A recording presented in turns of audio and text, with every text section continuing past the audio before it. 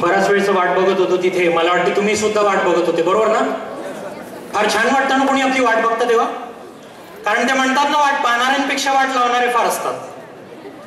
वाट पाहणाऱ्यांपेक्षा वाट लावणारे फार असतात. जमिनीवरती उभं राहून आकाशाला हात लावणारे फार असतात. भरभरून असते दुःख सगळ्यांच्याच आयुष्यात, कारण सुख देणारा एक आणि दुःख देणारे चार असतात.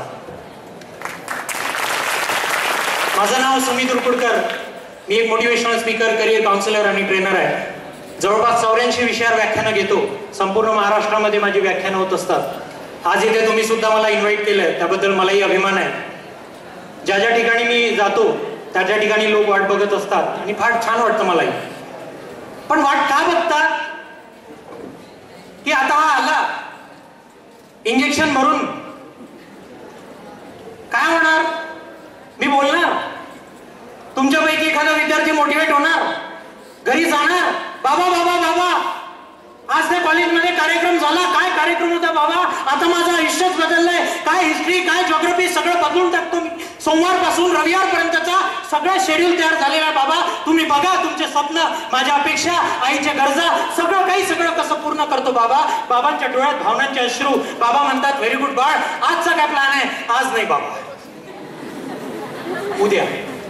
कारण काय बाबा, आज हिंदुस्थान पाकिस्तानची मॅच आणि ती खूप महत्वाची. करिअर गेलं चुलीत, त्यांना काय होतं? करिअरनी काय होणार आहे? अरे ते मॅच महत्वाची आहे, मॅच महत्वाची आहे ना. कारण ती जिंकली तर आपण जिंकणार ना. कोण जिंकताय? कोण जिंकताय? कोणीच नाही. देश जिंकताय. तुम्ही कुठे आहे? अरे तुम्ही हरले तर तो देश हरला, हे लक्षात ठेवा. तुम्ही जिंकणं महत्वाचं आहे. आणि जर तुम्हाला जिंकायचं आहे तर एक गोष्ट लक्षात ठेवा, कॉंग्रॅच्युलेशन्स टू ऑल. ज्यांना 80+ 90+ % मिळाले त्यांच्या पाठीशी नक्की हात ठेवा. पण ज्यांना नाही मिळू शकले त्यांचा हातात हात घेऊन त्यांना हे समजवा की अपयश ही यशाची पहिली पायरी असते. सांगणारे भरपूर भेटतील, पण हे कोणी सांगत नाही अशा किती पायऱ्या चढाव्या लागतात. एक पायरी नसते अपयशाची. त्याच्यामुळे आपल्या मुलाच्या पाठीशी भक्कमपणे प्रत्येक पालकाने उभं राहणं आजच्या तारखेला गरजेचं आहे. ज्या वेळेस मुलगा लहान असतो धावत धावत बाबाकडे येतो, बाबा बाबा बाबा आज आमच्या शाळेत तसं झालं, आज आमच्या शाळेत तसं झालं, बाबा म्हणते होय तिकडं. त्यावेळेस बाप त्या पोराचं ऐकून घेत नाही. मग जेव्हा पोरग 18 वर्षाचं होते तेव्हा बाप मागे जाते, अरे मला सांग कोणती येते, मी काय लावून देतो निकाल. तेव्हा पोरग सांगत नाही. कारण ज्यावेळेस तो तुम्हाला मित्र समजून तुमच्याकडे काहीतरी सांगायला आला त्यावेळेस तुम्ही धुडकारलं. म्हणून सांगतो, आपल्या मुलांशी मैत्री करा. हे खूप गरजेचं आहे, लक्षात ठेवा. आणि का गरजेचं आहे पुढे तुम्हाला कळणार. इथे काही लोकांना 90% मिळाले, काही लोकांना 95 मिळाले असतील, काहींना 80 मिळाले. त्यातले काही लोक अभिमानी आहे की मी अभ्यास केला एवढे % मिळाले. काही लोकांना वाटते नाही यार मी नाही केला. प्रत्येक जण आपले आपले बहाणे देतो. अरे तू नापास कोण झाला? ते ना आमच्या घरी ना माझ्या बाबांना काही टीव्ही लावून देतात आणि मला काही अभ्यास करू देत नाही. बरं ठीक आहे. तू नापास कोण झाला? आमचे गुरुजी ना ते भयाडच आहे, ते शिकवतच नाही काही. बरं ठीक आहे. तू नापास कोण झाला? ते ना आम्ही गरीब आहे ना, तर आमच्याकडे काय जास्त कोणी शिकत नाही त्याच्यामुळे मी नापास झालो. बरं तू सर खरं सांगू का? हा सांग ना सर, कॉप्याच नाही चालल्या. सततचे बहाणे. एक तर शिक्षक, नाहीतर आईवडील, नाहीतर शाळा, नाहीतर देव, नाहीतर नशीब. सतत बहाणे आमच्याकडे आहेत. एखादं काम न करण्यासाठी, कुठलंही काम माणसाच्या जीवनामध्ये न करण्यासाठी 1000 बहाणे असतात. पण एक बहाणा पाहिजे असतो काहीतरी करून दाखवण्यासाठी. एक कारण लागतं. माझ्या येणाऱ्या पुस्तकामध्ये ही टॅगलाईन आहे, एक कारण लागतं. आणि ते एक कारण तुमचं आयुष्य बदलतं. फक्त ते एक कारण शोधण्याची क्षमता तुमच्यात आहे का हे बघा. मुळात ही क्षमता, ही पोटेन्शियल इथे बसलेल्या प्रत्येक विद्यार्थ्यांमध्ये आहे. नाही आहे तर त्या क्षमतेवर असलेला त्याचा विश्वास. आपण काहीतरी करू शकतो हे म्हणणे आणि ते करून दाखवणे यात खूप मोठा फरक आहे. मी करू शकतो हे म्हणा हा तुमचा विश्वास आहे, आणि करून दाखवा हे तुमचे निर्णय ठरतील. विश्वास ठेवा की तुम्ही ते काहीतरी करू शकता. आणि हा विश्वास ठेवणं मुलांनाच नाही तर पालकांना फार गरजेचं आहे की मुलांवर विश्वास ठेवा की तुमचा मुलगा काहीतरी करणार. आणि मुलांना सुद्धा सांगतो, जर आपण आपल्या आई वडिलांचं नाव आणि त्यांना गर्व वाटेल असं काही करू शकत नाही तर त्यांना लाज वाटेल असं पण काही करायचं नाहीये. काहीही झालं तरी हे लक्षात ठेवायचं आणि आपली जी क्षमता आहे त्यावर विश्वास ठेवायचा. राहिली गोष्ट मोटिवेशनची, तर एका गावामध्ये एक गावातला एक अमीर मनुष्य होता. त्याला एकुलती एक मुलगी होती. त्यांनी ठरवलं बा माझी मुलगी आता लग्नाची झाली, तिचं लग्न करायचं आहे. आता गावातला अमीर म्हणजे काही नॉर्मल तर होणार नाही, काहीतरी बेस्ट आणि मोठंच. म्हणून त्याला वाटलं की चला आपण एक स्वयंवर ठेवूया. म्हणून गावात एक मोठं शेततळ होतं, स्विमिंग पूल, तिथे त्यांनी स्वयंवर ठेवलं. सगळे असे युवा वर्ग जमा, एकुलता एक बाबाची पोरगी, कोणाला नाही पाहिजे. जेवढे सगळे जमा झाले होते माझ्यासारखे हँडसम, हसू नका, नाही आहे का? हा, तर जमा झाले. बाप खुश, पोरगी डबल खुश. बापाने अनाउन्समेंट केली की मी माझ्या मुलीचं लग्न ज्या मुलाशी करणार तो शूरवीर, तो धाडसी मुलगा, त्याला फक्त मी माझी मुलगीच नाही देणार तर माझ्याकडे असलेली सगळी संपत्ती त्याच्या नावी करणार. सगळेजण खुश. पुन्हा एक पाऊल पुढे. बाप खुश, पोरगी डबल खुश. बापरे, इतके पोरं आले, वातावरण आनंदी. बापाने अनाउन्समेंट केली, जो मुलगा आमच्यापर्यंत या शेततळ्यामधून पोहत पोहत पहिला येणार त्याच्याशी मी माझ्या पोरीचं लग्न लावून देणार. जेवढ्या जणांना पोहता येत होतं ते सगळे पुढे आले. मी जाणार, मी जाणार, मी जाणार. वातावरण पुन्हा आनंदी. बापरे, एवढे पुढे आले. बाबाने कंडिशन ठेवली की ज्या पाण्यामधून पोहत पोहत तुम्ही आमच्यापर्यंत येणार आहे त्या पाण्यामध्ये साप आहे, मगर आहे आणि शार्क आहे. तर जेवढ्या उत्साहाने ते सगळे पुढे आले होते तेवढ्याच दुःखाने मागे गेले. कोणाला मारायचं आहे आपण दुसरी शोधू म्हणे. वातावरण गंभीर झालं. बाप हताश, पोरगी निराश. एकही शूरवीर, एकही धाडसी, एकही असा व्यक्ती यायला पुढे तयार नाही ज्याला आपल्या क्षमतेवर विश्वास आहे. सगळेजण एकमेकाची तोंड बघायला लागले. हा जाणार का, तो जाणार का, तो जाणार का. धाड तणावा झाला. कोणतरी कुठलं, सगळ्यांच्या नजरा त्या व्यक्तीकडे एकवटल्या. तो व्यक्ती कधी मगराला सारतो, कधी शार्कला बाजूला करतो, कधी सापाला सारतो. रक्तबंबाळ झालेलं त्याचं शरीर सगळ्या संकटांना तोंड देत काठावर पोहोचतो. बाप त्या पोराचा हात धरून त्याला बाहेर घेतो आणि म्हणतो, well done young man, I am proud of you. मला तुझ्यासारखा मुलगा माझ्या मुलीसाठी पाहिजे होता. तुझ्याशीच मी माझ्या मुलीचं लग्न लावून देणार आणि माझी सगळी संपत्ती तुझ्या नावी करणार. तर मुलगा म्हणतो, चुलीत गेली तुमची संपत्ती आणि मुलगी. आधी हे सांगा मला, धक्का कोणी मारला? झालं असं. आता प्रश्न मला तुम्हाला विचारायचा आहे की तुम्ही जर त्याच्या जागी असते तर उडी मारली असती का? नाही. त्यांनी मारली का? नाही. त्याचं काय झालं? मजबुरी में, मी नाही नाव घेतलं, तुम्हीच घेतलं. मजबुरीत झालं जे काही झालं. पण त्याच्यात पोटेन्शियल होती ना. जर तो स्वतःहून उडी मारली असती तर तो करू शकला असता. आपण त्याला विश्वास नव्हता की हे मी करू शकतो. बस ही समस्या आहे. यशस्वी फक्त दोन प्रकारचे लोक होतात. एक, ज्यांना सतत बाहेरून धक्क्याची गरज पडते, ज्याला मी मोटिवेशन म्हणतो आणि मी बिलीव्ह करतो. सेकंड, जे खूप महत्वाचं आहे, ज्यामुळे प्रत्येक व्यक्ती यशस्वी होतो. इव्हन इथे बसलेला प्रत्येक व्यक्ती हे एक्सेप्ट पण करणार, ज्याला सेल्फ मोटिवेशन म्हणतात. बाहेरून धक्का देत बसणारी लोक वारंवार भेटणार नाही. आतून तुम्हाला धक्का द्यावा लागेल. आतून स्वतःला धक्का द्यावा लागेल. मी करेल, मी करेल. आपण इतके मोठे नाही झालोय अजून की एखादा मोटिवेशनल स्पीकर हायर करून ठेवला घरी. रात्रीचे 10 वाजत आहे, अभ्यास करायला लागलो, निगेटिव्हिटी आली, हा होय रे बाबा सुरू, तू होणार का? नाही. सतत बाहेरून इंजेक्शन टोचून घेण्यापेक्षा आपलं इंजेक्शन आपल्या जवळ ठेवा. आपल्या काळजाला आपण आग लावता आली पाहिजे, हे लक्षात ठेवा. आणि हे करणं हे तुमच्या हातात आहे. सतत माझ्यासारखे लोक किती वेळा येणार? आज मी आलोय, उद्या अजून कोणी येणार? किती वेळा? आयुष्यभर कोणी पुरत नाही, हे लक्षात ठेवा. स्वतःला बघावं लागतं. ही पोटेन्शियल त्या पोटेन्शियलवर तुमचा विश्वास असला पाहिजे की जे काम मी ठरवलंय ते मी करू शकतो आणि ते तुम्ही करू शकता. पुढे कळेल तुम्हाला ते तुम्ही काय करू शकता. चाललं काय आहे आजकाल, जो तो उठावून उभा होतो आणि काउन्सिलर बनण्याचा प्रयत्न करतो. जो तो प्रत्येक जण सांगतो, तू हे कर, तू ते कर, तू ते कर. माझ्या घराच्या जवळचा एक मुलगा, त्याला त्याचा मित्र म्हणाला, तू एक काम कर, तू इंजिनिअरिंग कर म्हणे. माझा मामा पुण्याला एका कंपनीमध्ये आहे, तुझं इंजिनिअरिंग झाल्यानंतर तुला जॉब लावून देतो. पोरांना 4 वर्ष 5 वर्ष इंजिनिअरिंग केली आणि म्हणे आता मी झालो इंजिनियर. सॉरी यार, मामालाच कंपनीतून बाहेर काढलं. काय फायदा? कोणाच्या भरोशावर केली इंजिनिअरिंग? दुसऱ्याच्या. करिअर कोणाच्या भरोशावर निवडतोय? कोणीतरी सांगतोय म्हणून, की कुठेतरी गर्दी आहे म्हणून, की कुठेतरी आता चालू आहे एक लाट येते. लाट एक वेळची लाट होती, डीएड डीएड एवढे डीएड झाले होते की उठून गोटा फेकून मारला ना, एक तर कुत्र्याला लागत नाही तर डीएड वाल्याला लागत, एवढे झाले होते. आजकाल जवळपास कंडिशन इंजिनिअरिंगची झालेली. याचा अर्थ डीएड वाईट होतं असं, याचा अर्थ इंजिनिअरिंग वाईट आहे नाही, वाईट आहे आपण, चुकतो आपण जे निवडलंय ते आपल्या कामासाठी आहे का, आपण इथं चुकतो.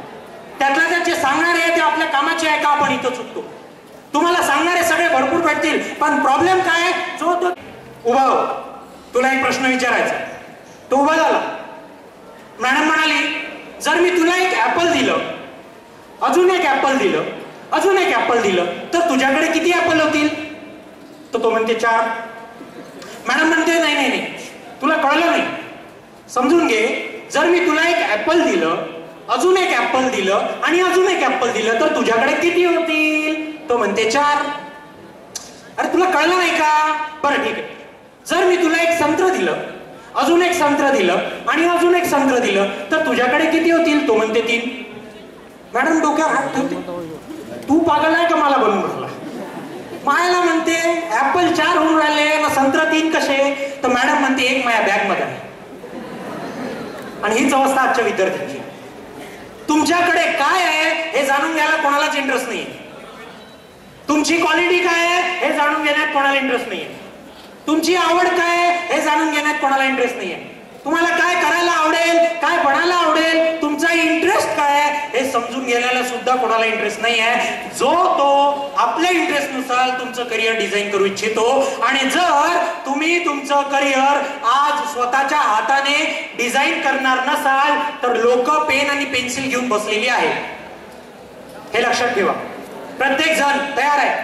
तुम्ही जर निर्णय घेतला नाही तुमच्या आयुष्याचा की तुम्हाला काय करायचं आहे, तर लोक निर्णय घेतील. कारण मी बघतो जेव्हा अशा कार्यक्रमामध्ये जातो, कधी स्पर्धा परीक्षेचा कार्यक्रम असतो, एखादा IAS ऑफिसर येतो आणि बोलतो की मी अशा प्रकारे मग IAS झालो, तर एका गर्दीमध्ये बसलेला एक बाप आपल्या पोराकडे पाहतो. पोरग म्हणते, बाबा तुमच्या मनात तरी काय? मी चपराशी बनण्याची हिंमत ठेवत नाही, तुम्ही मला IAS बनण्याचा विचार जर करत असाल तर डिलीट करून टाका. कारण काय असतात, आजकाल मायबापच पोरांसाठी स्वप्न बघतात. बघा, तुम्हाला अधिकार आहे, पण त्याची आवड, त्याचा इंटरेस्ट, त्याला जास्त महत्व द्या. आणि मी बघितलंय, माणसाचा इंटरेस्ट जर त्याच्या कामामध्ये असेल तर तो त्याच्या जीवनामध्ये मिरेकल्स करू शकतो. मी माझं पूर्ण व्याख्यान वेगवेगळ्या उदाहरणातून का देतो? कारण या उदाहरणामुळेच मी आज शिकलोय. हे उदाहरणच माझ्या जीवनामध्ये खूप महत्वाची ठरलेली आहे. या उदाहरणांमुळे आज जे काही आहे, मी जे काही नाव बनलेलं आहे, थोडं बहुत 4 लोक ओळखतात, 4 पैसे मिळवतोय, ते या उदाहरणांमुळेच आहे. आणि उदाहरणच मला शिकवून जातात. एकदा वर्धेच्या बस स्टॉपला गेलो, बसमध्ये बसलो. वर्धेवरून मला नागपूरला जायचं होतं. पहिला स्टॉप आला सेलू. तर सेलूला काही लोक चढली. एक मुलगा चढला, माझ्या बाजूला उभा झाला हँडल पकडून. आता वर्धेचे रस्ते कसे आहे सांगायची गरज नाहीये. हलून राहिला. आपली बस सुरू झाली पकडून. कधी मला धक्का लागते, कधी त्या मॅडमला धक्का लागते. तर माझ्यातला माणूस की जागली आणि मी म्हटलं, अरे दादा बसून जा. तो म्हणे नाही मी ठीक आहे. म्हटलं बरं ठीक. पुन्हा तेच सुरू झालं. पुन्हा तेच आपला हलून राहिला. कधी मला धक्का, कधी बाजूच्या त्या मॅडमला धक्का.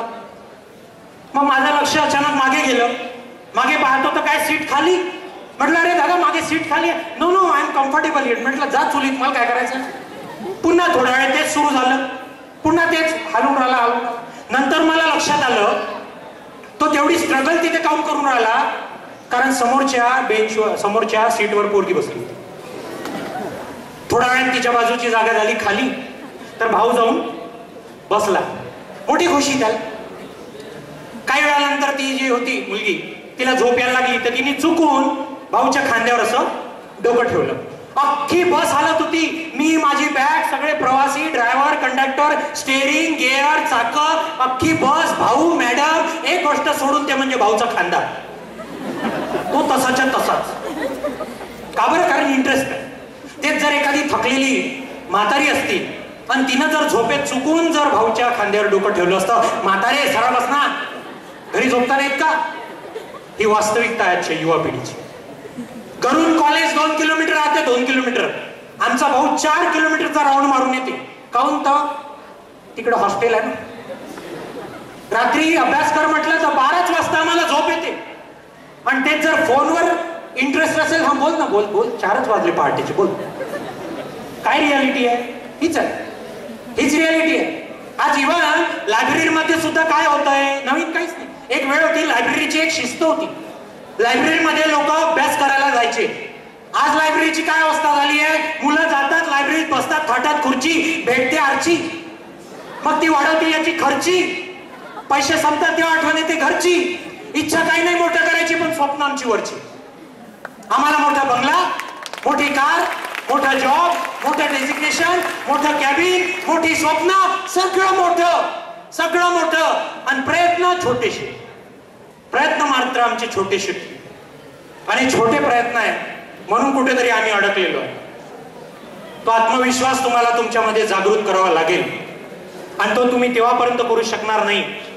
पुस्तक वाचताय, वाचा, पण पुस्तक वाचण्यासोबत जरा एक वेळा स्वतःला वाचण्याचा प्रयत्न करा.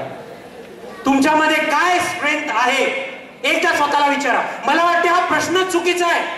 मला लोक यासाठी बोलतात 12वी नंतर काय. मला वाटते 12वी नंतर काय पेक्षा 12वी नंतर कसं पाहिजे, 12वी नंतर काय निवडायचंय मी काय सांगू, मला काय माहिती. मी तुम्हाला काय सांगणार आणि तुम्ही माझ्या म्हणण्यानुसार वागणार का? प्रश्नच नाहीये. मी जर म्हणे इंजिनिअरिंग चांगलं, सगळे इंजिनिअरिंग कडे जाणार का? प्रश्नच नाहीये. मला वाटते काय निवडायचं यापेक्षा जास्त महत्वाचं आहे कसं निवडायचं. कुठलंही करिअर निवडत असताना कोणत्या कोणत्या गोष्टीचं लक्ष ठेवायचं हे समजून घ्या. सगळ्यात पहिली गोष्ट तुमचा इंटरेस्ट हा खूप महत्वाचा असतो.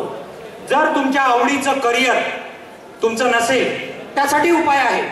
माझे बाबा नेहमी म्हणायचे, एक तर आवडीचं काम निवड, नाहीतर जे काम निवडलंय त्यात तुझी आवड निर्माण कर. हे दोनच ऑप्शन असतात जीवनात, नाहीतर आयुष्यभर दुखी राहाल जे पण काम निवडा. म्हणून आपल्या आवडीचं करिअर निवडा. त्यासाठी काय करायचं, आता 12वीचा टप्पा आहे तुमचा, ग्रॅज्युएशन कशात करायचं वगैरे वगैरे सगळं डिस्कस करा. पण सगळ्यात महत्वाचं तुमचं स्वप्न काय आहे. इथून 10 वर्षानंतर तुम्ही स्वतःच्या नावासमोर काय डेझिग्नेशन बघू इच्छिता. इथून 10 वर्षानंतर कोणत्या केबिन मध्ये जाऊन काम करता. इथून 10 वर्षानंतर कशा घरामध्ये तुम्ही राहता. 10 वर्षानंतर कोणत्या गाडीतून तुम्ही उतरता.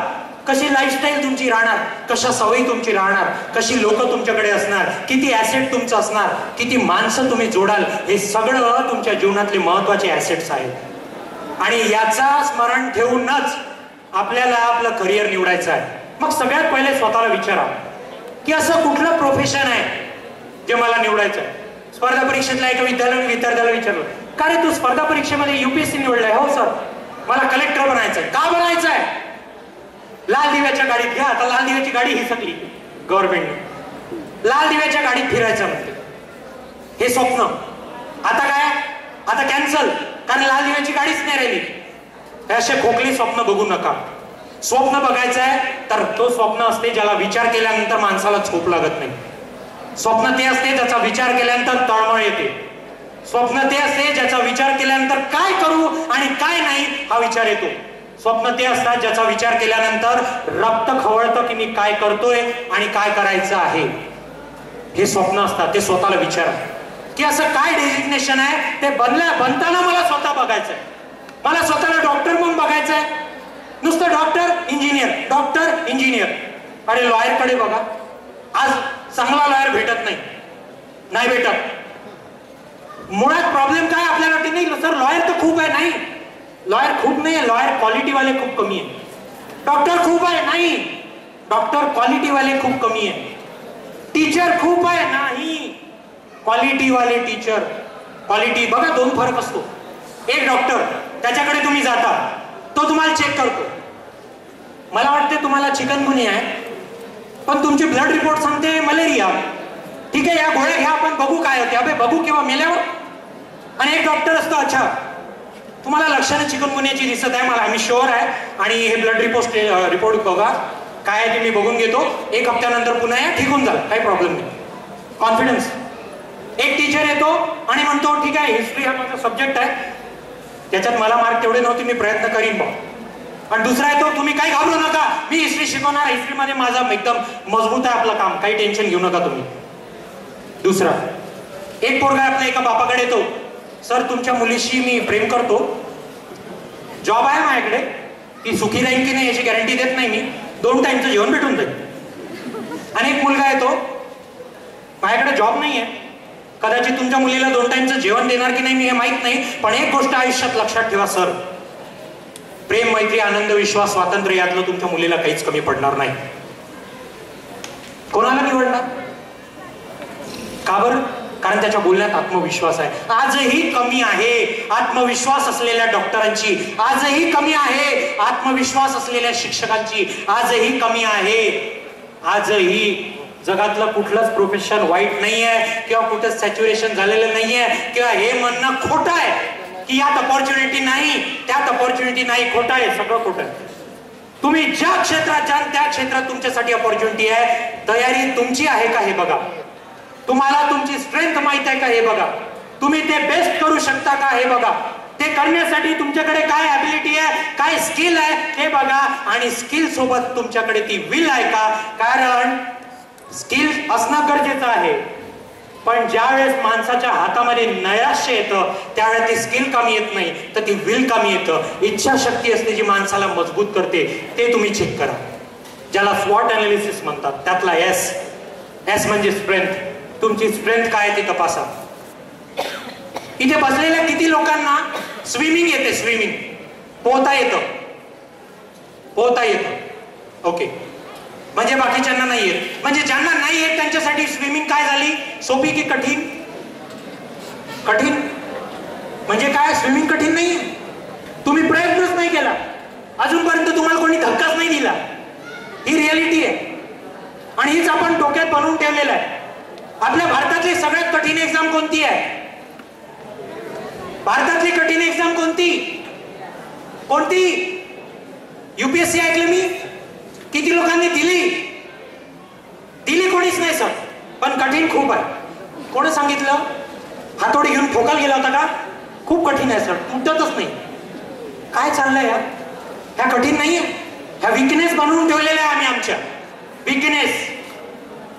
एस नंतरचा जो W आहे तो आहे विकनेस. तुमच्यातली विकनेस ओळखा. आणि पालकांना स्पेशली सांगतो, तुमच्या मुलांमध्ये विकनेस आहे हे एक्सेप्ट करा. तर एक गोष्ट लक्षात ठेवा, स्ट्रेंथ पण आहे, पण तुम्ही त्याच्या विकनेसवर बोट दाखवून त्या विकनेसला इतकं मोठं करता की त्याची स्ट्रेंथ. तुम्ही आयोजित केलेल्या कार्यक्रमामध्ये जे मार्गदर्शन मला मिळालं, त्या मार्गदर्शनामुळे मी आज जे काही आहे, काय वाटेल त्यांना हे तुम्ही समजू शकणार नाही, हे मी समजतो. जेव्हा मला फोन येतात ना, सर UPSC क्रॅक केली मी, 258 वर रँक आहे, सर मी डेप्युटी कलेक्टर झालोय, 123 वर रँक आहे, सर मी तहसीलदार झाली आहे, सर तुम्हाला आठवते ना मी कोण बोलतोय? सर आठवते ना, जिने रात्री 2:30 वाजता तुम्हाला फोन केला होता की मला आत्महत्या करावीशी वाटत आहे, ती बोलते सर मी तलाठी झाली, मी तहसीलदार झाली, मी DYSP झाली, मी PSI झालोय. आई शपथ सांगतो, एवढा आनंद मिळतो ना, बस तो आनंद मिळवण्यासाठी हे व्यक्तित्व हे काम करतात की समाजात आपण काय कॉन्ट्रीब्यूट करतोय, कोणाला उभं करतोय, काय करतोय हे महत्वाचं आहे. म्हणून त्यांनी बोलताना हे म्हटलं की ज्यांनी मार्क मिळवले त्यांचं गौरव आहे, पण जे मिळवू शकले नाही त्यांच्या पाठीशी सुद्धा आम्ही खंबीरपणे उभे आहोत. आणि एक गोष्ट लक्षात ठेवा, मार्क पर्सेंटेज यांनी काहीच होत नाही. आजही 95% वाले खूप पाहिले मी, खाली पिली फिरून राहिलेले, आणि 35-40 वाले खूप काही मोठं काम करून राहिले. सो पर्सेंट डझंट मॅटर, हे लक्षात ठेवा. अपॉर्च्युनिटी ही तुमच्याकडे आहे जी यांनी तुम्हाला इथे दिली. त्याच्यानंतर शेवटचा जो T म्हणजे थ्रेट, तुमच्या मनातली भीती. अरे तुमच्यापैकी कोणाच्या मागे कुत्रा धावलाय का कधी? कुत्रा धावला? कुत्रा धावलाय ना? जर समजा तुम्ही पळाले अजून, तर तो थांबतो का पळतो? अजून पळतो. आणि जर थांबून त्याच्याकडे पाहिलं तर पळतो नाही. जी भीती आहे ना ती कुत्र्यासारखीच आहे, ती तुमच्या मागे असते. जेव्हापर्यंत तुम्ही पळाल ती वाढत जाते, मोठी होत जाते. आणि जसं तुम्ही वळून त्या भीतीकडे पाहिलं, तोंड दाखवलं, फेस केलं, ती स्वतः पळते. बस ही तुमच्या मनातली जी भीती आहे ना, मला हे जमत नाही, मला ते जमत नाही, मला हे करता येत नाही, मला ते करता येत नाही, हा विषय खूप मोठा आहे, मी खूप शॉर्ट मध्ये सांगतोय, हे समजून घ्या. ही जी भीती आहे ना, ही काढा. कुदून जा त्या विहिरीत. आमचं कसं आहे, पाहू द्या बा सर पहिले किती गड्डे आहे, मी पडलो गिळलो तर हातपाय कसे तुटतील माझे. आम्ही पहिलेच प्लॅन करून घेतो, आम्ही पहिलेच निगेटिव्ह विचार करून घेतो. करा ना, हरकत नाही. निगेटिव्ह विचार करा, तो तुमचा अधिकार आहे. एक विचार तुम्ही करता, नाही झाला तर करा, नो प्रॉब्लेम. पण एकच बाजू का बघता? नाही झाला तर काय होणार? नाही झालं तर जास्तीत जास्त अपयशी होणार, वेळ वाया जाणार, पैसे वाया जाणार, अजून काय होणार? नापास झाले काय होणार? असं होणार तो तो तो तो पोरगा गेला ना आत्ता, तो नापास झाला, घ्या फोटो काढा त्याचा, छापा पेपरात, नापास झाला तो. होते का असं? चर्चा फक्त यशस्वी लोकांची होते, अपयशाची होत नाही, हे समजून घ्या तुम्ही. म्हणून नापास झाले तर तो तुमच्याकडे एक अनुभव असतो. ज्या दिवशी नापास झाले समजून घ्या की यस मी नापास झालो, आता मजा येणार. का? कारण नापास झाल्यावर पास होण्याची मजाच वेगळी आहे.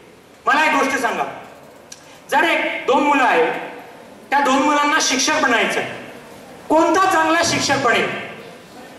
पहिला जो 10वीत पहिल्याच याच्यात पास झाला, 12वीत पहिल्याच याच्यात पास झाला, ग्रॅज्युएशन मध्ये पहिल्याच याच्यात पास झाला, की दुसरा जो 10वीत 3 वर्ष घेतले, 12वीत 2 वर्ष घेतले, ग्रॅज्युएशन मध्ये 3 वर्ष घेतले? कोणता चांगला शिक्षक बनेल? पहिला की दुसरा? दुसरा. का बरं?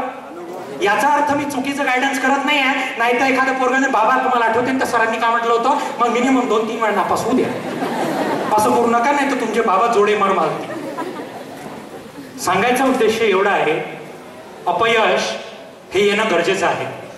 अपयश जर आलं नाही ना तुम्हाला आयुष्यात, कळणारच नाही. अरे तुम्ही साधं मोटिवेट कोणाकडून होता हो? मला सांगा, कोणाकडून मोटिवेट होता? समजा एक IAS ऑफिसर इथे बोलवला, त्याला जर इथे बोलवलं मोटिवेट करण्यासाठी, आणि तो इथे आला आणि तो त्याच्या जीवनाचा आता सांगणार आहे. ऍक्टिंग पण बघून घ्या माझी. आज मी माझ्या जीवनात फार वाईट दिवस बघून पर्यंत आलेलो आहे. मी बाबांना पॉकेट मनी मागायचो, पण ती कधीच मिळाली नाही, कारण माझ्या हातात नेहमी क्रेडिट कार्ड देऊन द्यायचे ते. मी नेहमी सायकलची मागण्याची अपेक्षा केली, पण ती मिळाली नाही, कारण नेहमी BMW ड्रायव्हर सोबत होती.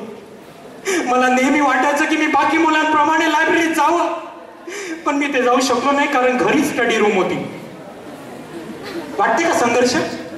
वाटते? हे ऐकून मोटिवेट व्हा तुम्ही. अरे मोटिवेट केव्हा होतो आपण? जेव्हा एखाद्या व्यक्ती खूप संकटातून, खूप वाईट वेळेमधून तपून बाहेर निघतो आणि त्याला तुम्ही बघता, ऐकता, तेव्हा वाटतं यार ह्याला म्हणते संघर्ष. बस हा जर करू शकला तर मी का नाही? हेच आहे वाईट वेळ, नापास होणे, अपयश होणे.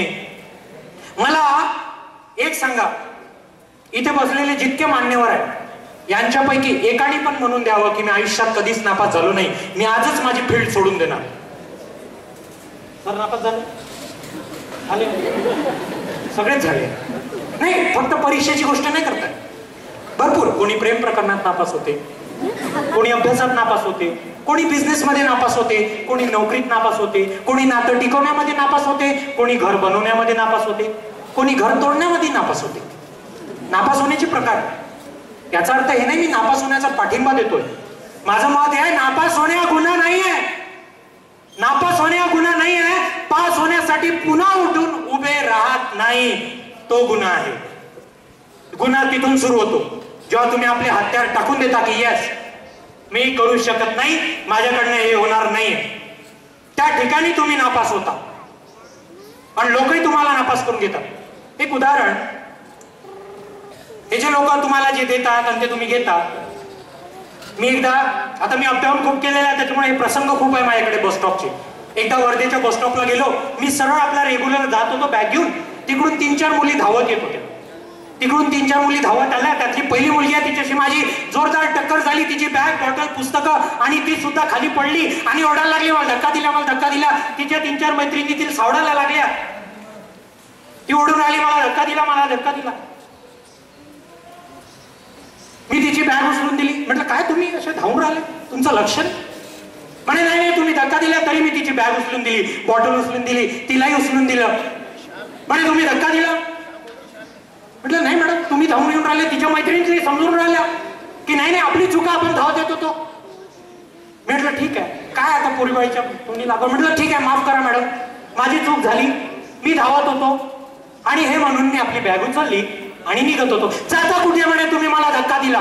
मग मी मराठी आहे, माझी डोक्यात गेली. मी म्हटलं मी दिला तुला धक्का, तू घेतला कशाला? हे म्हणून तर मी निघून गेलो. पण माझ्या डोक्यात आलं यार काय कॉन्सेप्ट आहे ना यार. मी तर दिला असेल धक्का, पण तिने घ्यायला नको होता ना. हेच आपल्यासोबत होतोय.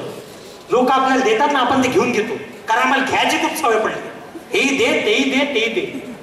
मागासवर्गीय झालोय आम्ही सगळे. मागून राहिलोय, मागून राहिलोय, मागून राहिलोय. हे द्या, ते द्या, ते द्या. पण ताकद नाहीये की हा डाग आमच्यापासून मिटवायचा, की एक दिवस आम्ही देणारे बनू. ते देणारं बनावं लागेल. आणि लोक जे देत आहे ना, ते विचार करून घ्या. काय घ्यायचं आहे ते निवडा. अरे साधं बाहेरगावी जाता तर पाणी पण मिनरल वॉटर पिता तुम्ही. मग पाण्यामध्ये तुम्हाला मिनरल हवे आहे. मग जे विचार तुम्ही घेऊन राहिले त्याच्यात दूषित आहे हा विचार नाही कळत तुम्हाला. पाण्यामध्ये मिनरल वॉटर पाहिजे आपल्याला, पण विचारामध्ये मिनरल्स नाही बघत आम्ही. लोक जे सांगतात ते आम्ही घेतो. आमच्या कामाचं काय, आम्ही हा विचारच नाही करत. आणि हे कारण आहे आमच्या मनात भीती. आणि हेच कारण आहे की ती भीती राहणार आणि आयुष्यभर राहणार, आयुष्यभर राहणार. म्हणून सांगतो करिअर. आणि करिअरचा आता हा शेवटचा टप्पा. या टप्प्यातली एक गोष्ट, जी गोष्ट तुमचं आयुष्य कदाचित बदलेल जर ती तुम्ही समजून घेतली. आणि एक खरी गोष्ट आहे, खरी घटना आहे, वास्तविक घटना. एक मुलगा 10वी पास झाला, जस्ट बिलकुल तुमच्यासारखा. त्याने ठरवलं की त्याला इंजिनिअरिंग करायचं. त्याचा एक मित्र सोबत होता. दोघांनी मिळून विचार केला की यार आपण इंजिनिअरिंग करू. पहिला जो होता त्यांनी सायन्सला ऍडमिशन घेतली, इंजिनिअरिंग केलं आणि एका चांगल्या जॉबला लागला. एक चांगलं पॅकेज त्याला मिळालं. पण जो दुसरा होता, ज्याची गोष्ट मी तुम्हाला सांगतोय, त्याच्यासोबत काही विपरीत घटना होत गेल्या. त्याच्यावर जरा कृपा देवाची जास्तच होत गेली. झालं असं, 10वीतला तो पोरगा 11वी मध्ये ऍडमिशन घेतली. पहिली युनिट टेस्ट आली आणि नापास झाला. त्याला कळत नव्हतं काय प्रॉब्लेम आहे, काही समजून नाही राहिलं. त्याला लक्षात आलं की बा आपण 10व्या वर्गामध्ये शेवटच्या बेंचावर बसत होतो. मग तो मधल्या बेंचवर बसत आला. पुन्हा दुसरी युनिट टेस्ट आली, फेल झाला. त्याला लक्षात आलं आपला काहीतरी डोळ्याचा प्रॉब्लेम आहे, म्हणून तो समोरच्या बेंचवर आला. तिसरी युनिट टेस्ट आली, फेल झाला. त्यांनी शिक्षकांना सांगितलं, मायबापांना सांगितलं. सगळे म्हणे तू बहाणे देतोय. सगळ्यांनी त्याला सांगितलं तू बहाणे देतोय. पण त्याच्या शिक्षकांनी त्याला समजून घेतलं. त्याच्या वडिलांना बोलवलं, याला कुठेतरी नेऊन दाखवा. त्याचे वडील आले, त्याला आई स्पेशालिस्ट कडे नेलं, डोळ्यांच्या दवाखान्यात. डोळ्यांच्या दवाखान्यात नेलं आणि डोळ्याचा रेटिना चेक केला. डॉक्टरनी सरळ आणि स्पष्ट शब्दात सांगितलं की तुमचा मुलगा यानंतर पुस्तक वाचू शकत नाही. त्याच्या डोळ्याचा दोन्हीही डोळ्याचा जो रेटिना आहे तो डॅमेज आहे. आणि हा रेटिना जो आहे लहानपणापासून डॅमेज आहे, ज्याच्यामुळे तो याच्यानंतर एज्युकेशन करू शकणार नाही. माणसाच्या जीवनात 3 प्रमुख पिलर्स असतात जर त्याला यशस्वी व्हायचं असेल तर. पहिलं शिक्षण, दुसरं पैसा, तिसरं फॅमिली सपोर्ट. पहिला पिलर त्याच्या पायाखालून निघून गेला. तो हताश, तो निराश आणि तो डिप्रेस मध्ये आला की आता काय होणार, मी शिक्षण नाही करू शकत तर पुढे काय करणार. त्याच्या बाबांनी त्याला समजवलं, धीर दिला. शिक्षणच सगळं काही होत नसतं. त्यांनी सांगितलं की तू उद्योग कर, छोटी मोठी कामं सुरू कर, त्यातून पैसा मिळव, काही पैसे मी तुला देतो आणि एक बिझनेस सुरू कर. पुन्हा एक नवी चेतना, पुन्हा एक नवी आशा आणि पुन्हा एक नव्या मोटिवेशन सोबत तो कामी लागला. त्याला वाटलं आता आपल्या आयुष्यामध्ये यश नक्की आहे. आपण एक छोटे मोठे पैसे कामं करून पैसे मिळवणार आणि एक दिवस एक मोठा उद्योग उभारणार. काम सुरू झालं. छोटी मोठी कामं करायला लागला, पैसे कमवायला लागला, आयुष्यात आनंद, सगळं काही. पण ते देवाला कुठेतरी पटलं नाही. त्याच्या बाबांची डेथ झाली. त्याच्या पाठीशी जो असलेला खंबीर पाठिंबा होता, जे त्याचे मित्र होते, जे त्याचे गुरु होते, ते निघून गेले. आणि त्याने ठरवलं की आता आपल्याला आयुष्य संपवायचं. त्याने ठरवलं आता आपल्याला आत्महत्या करायची आहे. पण ज्यावेळेस आत्महत्या करण्याच्या तयारीपर्यंत तो आला, त्यावेळेस त्याला विचार आला की या सिच्युएशन मधून मी आत्महत्या जर करेल तर ही समस्या थोडी संपत आहे. त्याला विचार आला आपल्या आईचा, आपल्या बहिणीचा, आपल्या भावाचा. म्हणून त्यांनी ठरवलं की बाबांनी आपल्यासाठी जे स्वप्न बघितलं होतं आपल्याला ते पूर्ण करायचं आहे. लक्ष देऊ नये का काय होतंय ते. म्हणून त्यांनी ठरवलं की आपण मिळालेला पैसा आणि बाबांच्या डेथ नंतर आलेला पैसा असा मिळून त्यांनी एक बिझनेस सुरू केला. मित्रांसोबत एक हॉटेल सुरू केलं, एक रेस्टॉरंट सुरू झालं. खूप मेहनत घेतली, रात्रंदिवस एक केली. 1 वर्ष 2 वर्ष रेस्टॉरंट खूप चालायला लागलं. कस्टमरची गर्दी व्हायला लागली, पैसा यायला लागला. आता सगळी स्वप्न पूर्ण होताना दिसायला लागली. पण देवाची कृपा अशी होती की त्या पार्टनरशिप मध्ये भांडणं झाले आणि ज्या पार्टनरची जागा होती ती त्याला विकायची होती, म्हणून हॉटेल बंद करावं लागलं. आणि यांनी जे गुंतवणूक केली होती 8-10 लाखाची, ते सगळे डुबले. त्याच्यावर याच्यावर 3-4 लाखाचं कर्ज झालं. तरी पुन्हा तोच खंबीर की नाही बा आपल्या मागे आई आहे, भाऊ आहे, बहीण आहे, आपण तर स्वतःला संपवणं, समस्या थोडी संपणार आहे. पुन्हा उठून झाला की नाही असं करून चालणार नाही, आपल्या घरी आपली बहीण आहे लग्नाची, म्हणून त्यांनी हिंमत जुटवली. इकडून तिकडून पुन्हा कर्ज घेतलं. त्याला वाटलं नाही आपलं करिअरमध्ये होऊ शकत, नाही एज्युकेशन होऊ शकत, परिवारात तरी आनंद राहील, म्हणून त्यांनी विचार केला कर्ज घेऊन आपल्या बहिणीचं लग्न करायचं. लग्न झालं, थाटात लग्न केलं. पूर्ण फॅमिलीत काय असं लग्न कोणी केलं असेल असं त्यांनी लग्न आपल्या बहिणीचं केलं. लग्न झालं, 2च वर्षात तिचं डिवोर्स पर्यंत मॅटर आलं. ते कमी होतं काय तर तिला टीबी पण झाला आणि याच्या जीवनात जी व्यक्ती होती ते पण सोडून गेली. मित्र होते ते पण साथ देत नव्हते. विचार करा, जो मुलगा ज्यांनी स्वप्न बघितलं होतं वयाच्या 14व्या 15व्या वर्षी, आता त्याचं वय जवळपास 20-22 झालं, काय मनस्थिती असेल आणि तुम्ही त्यांना काय सजेस्ट कराल की त्यांनी त्याच्या जीवनात काय करिअर निवडायला पाहिजे? जिथं गड्डा खोदतोय तिथं दगड, जे दार उघडतोय तिथं अंधार. अशा सिच्युएशन मध्ये त्यांनी काय करायला पाहिजे आणि काय करतात? सुसाईड ऐकलं मी? सुसाईड, एक तर सुसाईड करतात, नाहीतर ड्रिंक करून ऍडिक्टेड होऊन निघून जातात, नाहीतर गैरजिम्मेदार होऊन कुठेतरी पळून जातात. पण त्यांनी हे सगळं केलं नाही. त्यांनी हे ठरवलं आत्महत्या करून स्वतःला संपवण्यापेक्षा आत्मविश्वास ठेवून समस्या संपवून टाकायची हे ठरवलं. आणि हे ठरवलेला जो व्यक्ती, आणि हे सगळं मी तुम्हाला का सांगतोय, सांगण्याचा उद्देश फक्त एवढा की जर तो एक हँडिकॅप, एक 10वी पास आणि एवढ्या संघर्षातून आलेला व्यक्ती आज जर इथं तुमच्या समोर उभं राहून व्याख्यान देऊ शकतो तर तुम्ही तुमच्या जीवनात काय नाही करू शकत. Yes, myself Sumit Urkudkar, I am a motivational speaker, I am just SSC pass out, 51.33%, English मध्ये 35. इव्हन आय एम हँडिकॅप, मला दिसत नाही किती लोक आहे शेवटी तिकडे. माझ्या मोबाईलचा फॉन्ट बघाल तर माझ्याकडे प्रूफ आहे, कोणाला लागत असेल सांगा. हँडिकॅपचं मेडिकल सर्टिफिकेट आहे माझ्याकडे, 1/4 ची तिकीट काढून आलोय जी खिशात आहे माझ्या. बहाणे होते माझ्याकडे, मी रडू शकलो असतो, एज्युकेशन करू शकलो नाही. मी काय करू? बाप नाही आहे माझ्याकडे, मी काय करू? माझ्याकडे पैसा उरलेला नाही, मी काय करू? बहीण घरात बसलेली आहे, मी काय करू? करिअर नाही आहे कुठलं, मी काय करू? 1000 बहाणे होते माझ्याकडे काही न करण्याचे, 1000. पण एक बहाणा लागतं काहीतरी करण्याचा, आणि तो एक बहाणा शोधला आयुष्यात. आणि तो एक बहाणा होता हा की त्यावेळेस मला गाईड करणारा, मोटिवेट करणारा मला कोणी भेटला नाही. म्हणून ठरवलं की माझ्यापेक्षा वाईट दिवस कोणीतरी बघत असेल, माझ्यापेक्षा वाईट संकट कोणीतरी झेलत असेल, आणि जर तो कोणी असेल तर का मी त्याच्यासाठी गाईड न बनावं. म्हणून या क्षेत्रामध्ये आलो. मी स्वतःच्या समस्यांवर पाय ठेवून इथपर्यंत आलेलो आहे. I am handicap with my eyes, not my vision. माणसाने अपंग व्हावं शरीराने, विचाराने नाही. जो माणूस विचाराने अपंग झाला ना तो कुठे टिकू शकत नाही, हे लक्षात ठेवा, कुठंच टिकू शकत नाही. मी नाही देणार धीरूभाई अंबानीचं उदाहरण ना सचिन तेंडुलकरचं, माझं उदाहरण आहे. माझ्या उदाहरणातून शिकलोय. रोज एकच प्रश्न विचारतो तो स्वतःला, बस सुमित आजचा दिवस, बस आजचा दिवस. साधा बुलेटचा आवाज आला तर अचानक भीती घाबरून उठायचो की कर्ज मागणारे तर नाही आले. भीती वाटायची, त्या भीतीमधून निघून इथपर्यंत पोहोचलेलो आहे. हे कारण आहे की कदाचित या मंचावरचा सगळ्यात युवा वक्ता मी आहे. आणि आजच्या तारखेला 84 विषयावर व्याख्यान घेतो. अभिमान आहे मला स्वतःवर. का? कारण मी त्या वाईट दिवसातून निघून आलेला आहे. फक्त या अभिमानाला कुठेतरी स्वाभिमान म्हणून आकाशात उडायचं नाही. कारण माणसानं झाडासारखं मोठं व्हावं, पण तेव्हा जेव्हा मुळा जमिनीत राहतील, पाय जमिनीवर ठेवा. 80% भेटले, 90% भेटले, याच्यावर फुल स्टॉप देऊ नका. आयुष्यभर यश मिळवायचं आहे. कारण जगात आजपर्यंत यश कुणालाच मिळालेलं नाही. यशाची व्याख्या काय आहे हे समजून घ्या. यश म्हणजे काय? हा कार्यक्रम चांगला झाला हे आज तात्पुरतं आजचं यश आहे. आज हे झालं की लगेच अपेक्षा बदलते. सरांचं आजचं ध्येय होतं आजचा कार्यक्रम चांगला झाला पाहिजे.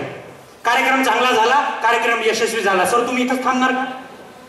हे एकच यश झालं नाही.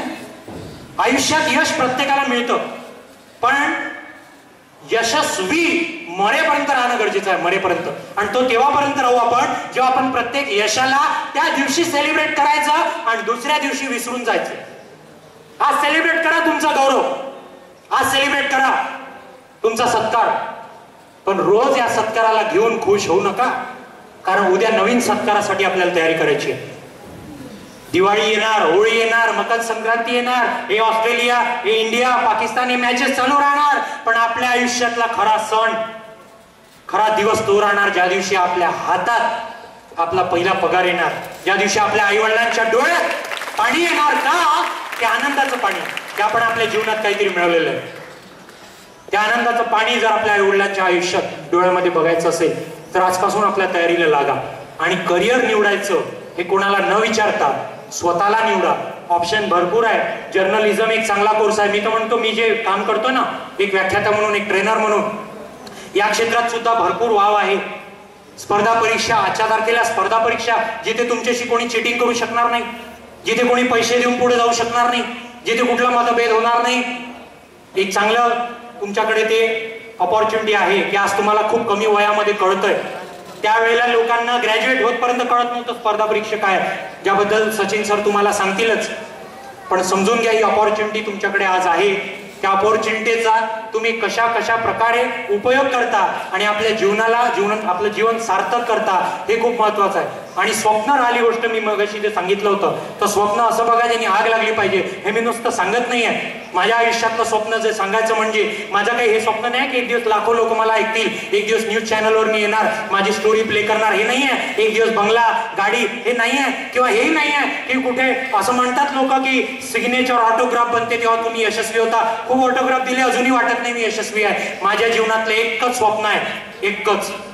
ज्या दिवशी मरणार ना, तर घराच्या लेफ्ट स्क्वेअर पासून तर राईट स्क्वेअर पर्यंत एवढी गर्दी पाहिजे आणि मेल्यानंतर सुद्धा कानावर आवाज आला पाहिजे का हा जो कोणी होता ना आपल्या जीवनात बोलून आयुष्य बदलून गेला. हे स्वप्न माझं आहे. आणि या स्वप्नाचा जेव्हा जेव्हा विचार करतो ना, कारण इनडायरेक्टली प्रत्येक माणूस तेच करतोय. इनडायरेक्टली प्रत्येक माणूस आपल्या मागे चालणाऱ्यांची गर्दी तयार करतोय. माझ्या आयुष्यातला यशस्वी सेमिनार हा नाही, यशस्वी सेमिनार तो राहणार ज्या दिवशी मी पडून राहीन आणि बोलणारे तुम्ही राहणार, तुमच्यासारखी लोक राहणार. तो यशस्वी सेमिनार माझा राहील. आणि असे काम करायचे आहे की तो सेमिनार हिट झाला पाहिजे, चांगले चांगले वक्ते निर्माण झाले पाहिजे तिथे सांगणारे. तो यशस्वी सेमिनार माझ्या जीवनात राहील, ज्याची मी वाट बघतो. आणि जेव्हापर्यंत तो येत नाही तेव्हापर्यंत मी माझ्यासाठी गर्दी गोळा करतो. माणसानेही गर्दी गोळा करावी, चांगले कामं करून, आई वडिलांची रिस्पेक्ट करून, समाजामध्ये कॉन्ट्रीब्यूट करून, गुरूंचा आदर करून, आणि आपल्या वडीलधाऱ्या लोकांचा सुद्धा.